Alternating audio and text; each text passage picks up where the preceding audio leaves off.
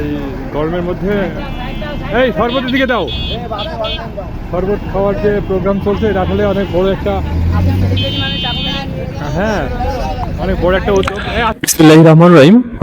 দর্শক ও শ্রোতা মণ্ডলী, আসসালামু আলাইকুম। আপনারা দেখতে পাচ্ছেন উদীয়মান কিছু তরুণ যশোরের, বিশেষ করে খোলাডাঙ্গার কিছু তরুণ এবং যশোরের উদ্যমী কিছু ছাত্র বা শিক্ষার্থী, তারা কিন্তু রাস্তার মোড়ে মোড়ে আপনারা দেখেন শরবত বিতরণ করছে। এটা একটা মহতি উদ্যোগ। এই উদ্যোগের কারণে তারা আসলে মানুষের দোয়া পাবে আমি মনে করি, কারণ গ্রীষ্মের যে তাপদাহটা চলছে এটা কিন্তু প্রখর তাপদাহ। এটা আসলে বিগত সময়ে এরকম তাপদাহ দেখা যায়নি, এটা ক্রমান্বয়ে বাড়ছে, যার কারণে মানুষের মধ্যে একটা হাসফাস অবস্থা। এই হাসফাস অবস্থার মধ্যেই এই যে খোলাডাঙ্গা এবং যশোরের কিছু উদীয়মান তরুণ, তারা ভালো কাজের যে উদ্যোগ গ্রহণ করেছে, এটা আসলে মানুষের মন থেকে তারা দোয়া পাচ্ছে বা পাবে।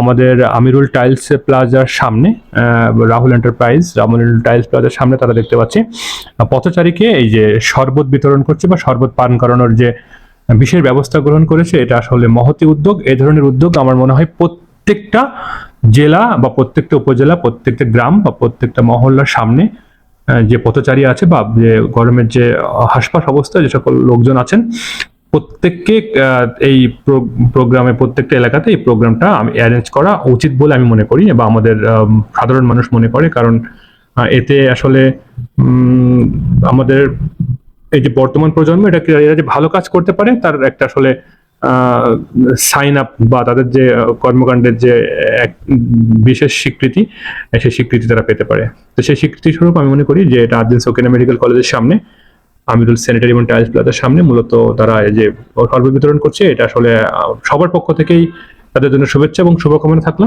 আশা করি তারা এগিয়ে যাবে এবং ভবিষ্যতে ভালো কিছু করবে, এই প্রত্যাশায়। ভালো থাকবেন সবাই, আসসালামু আলাইকুম। এবং আপনারা অবশ্যই পেজটা শেয়ার করে আপনাদের অন্যদেরকে উৎসাহিত করবেন, তারা যেন এরকম ধরনের ভালো ভালো প্রোগ্রামগুলো হাতে নিয়ে আসলে মানুষের যে দুর্ভোগ, এই দুর্ভোগ লাঘবের জন্য তারা চেষ্টা করেন। ধন্যবাদ সবাইকে। আসসালামু আলাইকুম ওয়া রাহমাতুল্লাহি ওয়া বারাকাতুহু।